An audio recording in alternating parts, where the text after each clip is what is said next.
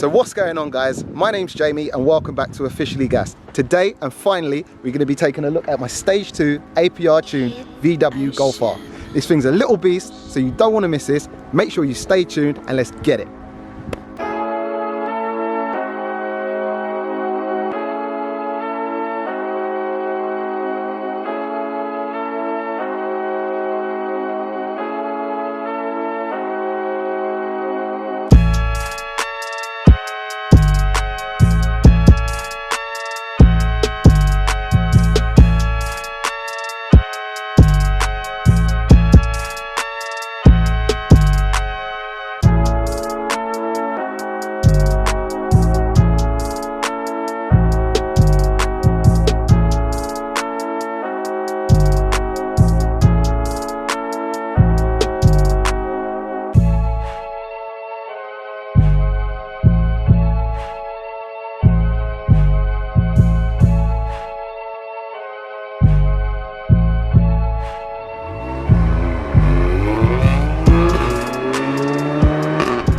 Guys, finally we're in my Golf R and we're going to have a talk about my thoughts on the car. I know a lot of you are kind of expecting this a little bit sooner, but what I thought I'd do is take my time, get a few miles on the clock and then give my kind of well-rounded feedback. I've managed to do about 1,000 miles in this car now, so I've got quite a good feel for it. So yeah, I'm going to give you my point of view. This ain't going to be anything like official, it's just, you know, my thoughts on the car. I thought what would be good also is to kind of compare this to my A45, because a lot of you would be wondering what's the better car. Obviously I've owned both cars now, so yeah man, I thought I'd start by basically telling you why I bought this over any other car. I think it's simply because it gets talked about so much as, you know, one of the best hot hatches out there, and I mean I was really interested to see what the car was about. Having seen a million of these on the road, which is so off-putting, I mean, it really does dilute how good this car is, if I'm honest. Guys, I'm so impressed with this car. I'm not going to lie to you. Now, what I will say is I've never drove a Golf R in stock form. So, whether this is going to be relevant to a stock Golf R, I'm not 100% sure. But my thoughts on the car so far, top dog. This car is a weapon. I'm not sure if it's APR's doing, because this is actually APR Stage 2 tuned. I'll quickly run through the mods, which is this has got. So it's got the APR Stage 2 ECU tune, it's got the APR DSG TCU tune, it's got the AirTech front mount intercooler, it's also got the Miltech catless downpipe, and then the Miltech straight through non-resignated exhaust system. On top of that, it's got the VWR turbo elbow and a ram air induction kit. So it sounds really cool, you know, and it's putting down about 410 brake horsepower. Although it does feel a little bit more to me, I'm not going to lie. So my first kind of comparison to the A45 is going to be price bracket. Now these cars, you can pick up now a high mileage one, low spec, for around £16,000. If you want the equivalent in an A45, you're probably looking £20,000. So realistically, there's not a lot in it now. This actual car, with its spec, it's got the full levers, pan roof, upgraded sound system. It's got a few other goodies. Obviously, it's the DSG, full leather. This come to, it was £22,500 I paid for this. So, you know, right in the realms of actually a half decent A45. Now what you get for your money comparing the both, right? So let's say a spec like mine for 22.5 for a spec like an A45 that you'd be paying, for instance, 22.5, 23, whatever. If you've ever sat in an A45, you'll know that the cabin quality isn't typical Mercedes. It's not quite up to par, if I'm honest. It's not bad. It's very boy racery look inside, but it's not quite up to par with your typical Mercedes kind of cabin. There is definitely some cheap plastics in there and so on and so forth. Now this, being a higher spec Golf, I mean, don't get me wrong, it's not very exciting in the cabin, but it's a very grown look, which I love. I mean, the leather on these seats, it's like top notch. These seats are wicked. I'm not going to say they're better than the A45 seats, because I think they're the best bucket seat you can get in a stock car, hands down. Amazing seats, but these are wicked. Great side bolstering. The cabin just is like really nice, nicely set out. No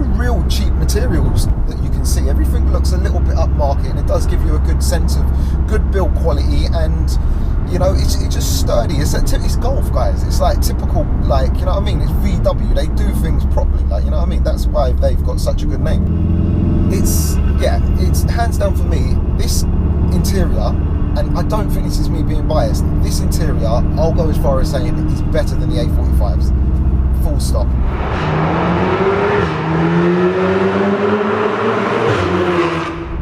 As far as straight line speed's concerned with the A45 and the Golf R, now let's compare when my car was, or my A45 was stage 2 tuned, and to this, which is now stage 2 tuned.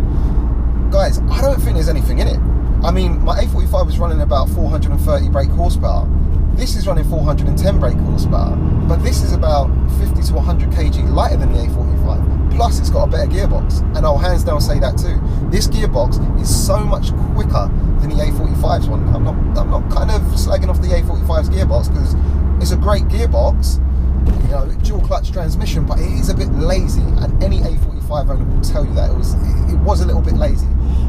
And also, paired with the like slow throttle response from the A45, it sometimes got a little bit annoying. I actually bought a pedal box, a DTE pedal box, to sharpen up, so it wasn't too bad.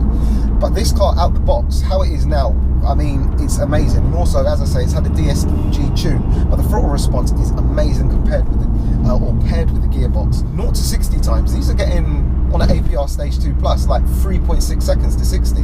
A stage 2 A45, struggle to get that. You're looking around 3.8, like, there's not much in it, but what you got to understand is, what I'm trying to say is, these cars, I think, are underrated. When it comes to running costs on this car, now, I'm not going to lie to you, stage 2, 410 brake, you wouldn't really be expecting much from the MPG. And when I bought this car, I didn't buy it to kind of achieve the best miles per gallon. But on a run, if I'm driving in eco, I'm getting like 38 miles per gallon. If I rag it, I can get it down to like 25 mpg, but that's expected. But still, it just goes to show, this car can be used daily. Like, do you know what I mean? It can easily be a daily, and I think that's exactly what it's meant to be for. And I think that's why you see so much of these on the road, because they're so practical, yet they've got everything and do everything right. As far as cars that I've raced in this, I haven't had much races because I haven't had it for ages, but I have raced I think it was a stock facelift Audi RS3, and I had 2 people in the car. He had 1 person in the car. We were like neck and neck, and I had someone else in the car. He was a single person in the car. So this car is, you know what I mean, it's up there. I've had a race with a 430 brake 335i, and that was an E92. He had 2 people in his car. I had 1, but I gapped him. So whether I had 2 people in my car, whether it would have changed the scenario, I don't know. I doubt it. And that's really it. I've raced a stock A45, I smoked it, but that's expected. So yeah, I mean, guys, this car is really does put down the power well. Obviously, being 4-wheel drive, you'd expect it.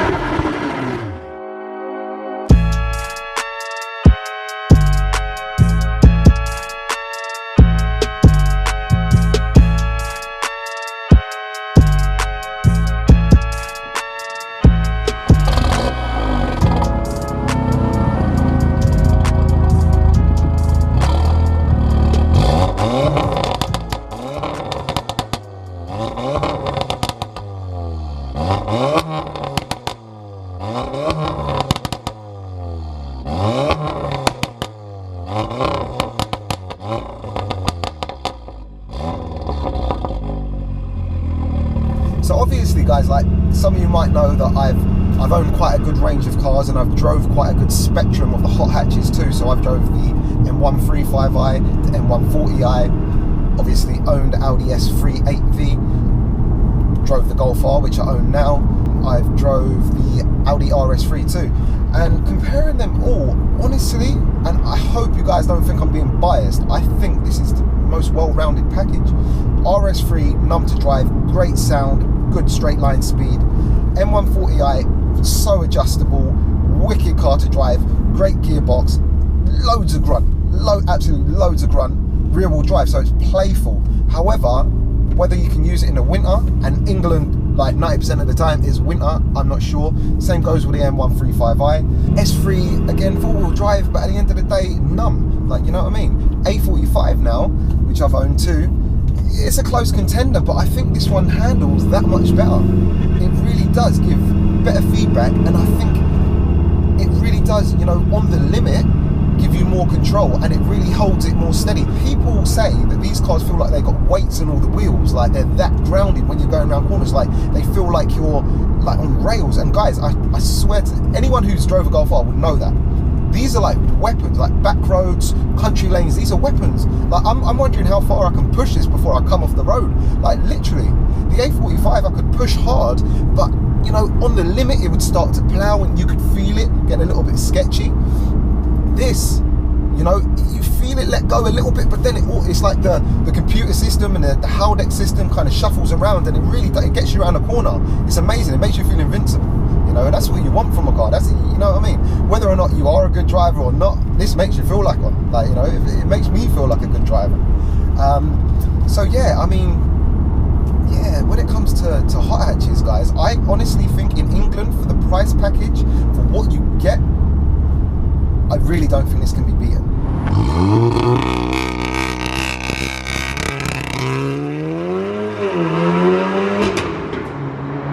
So guys, this car's got a party trick, and I'm sure of you are aware that this has got launch control. And guys, this launch control is crazy. I'm going to compare it to the A45's launch control, which I thought was amazing. But guys, this launch control, it seems to be that much better. And I'll tell you why. The A45, when you eventually find out how to put it in launch control, sit there and get it into launch control, like twist this, turn that, beat that, poke that, when it launches, the front wheels always spin up regardless, dry, wet, it don't matter. The front wheels spin up, then it kind of dips to the back and then it goes. This, in other terms, all you got to do is bang it into sport, turn traction control off, hold the brake, throttle, and gone. And when I say gone, this car don't hang around, no wheel spin, dips and goes. Literally, it is immense. It is crazy. I don't know what to compare it to. I mean, it's so weird because I speak to you as a person who didn't really have high hopes for this Golf R, but you can see by the sound of my voice and my smile that, guys, this car is levels. Like, I'm not gonna lie to you, it is off.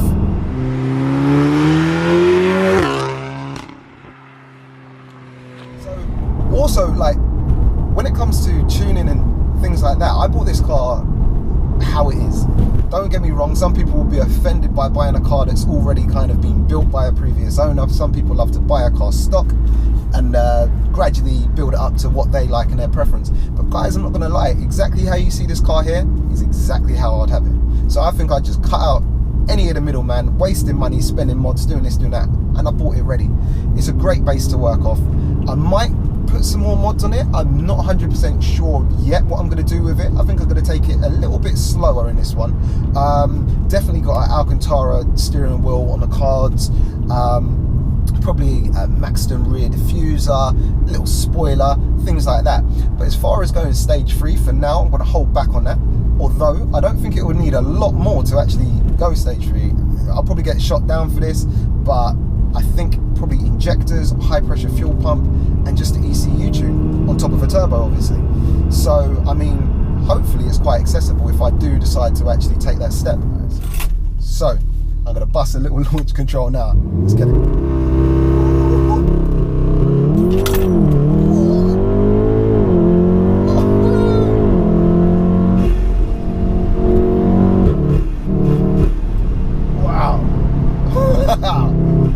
That's mad. That's mad. Madness. Guys, you hear the sound of that? Mate.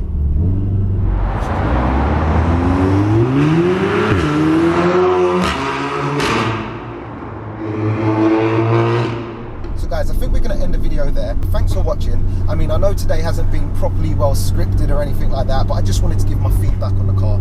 Definitely a beast. Maybe even the king of the hot hatches. Leave it with me. A little bit more time and I'll let you know that one. But for now, guys, if you enjoyed it, don't forget to like, share and subscribe, and I'll catch you on the next one. Peace out.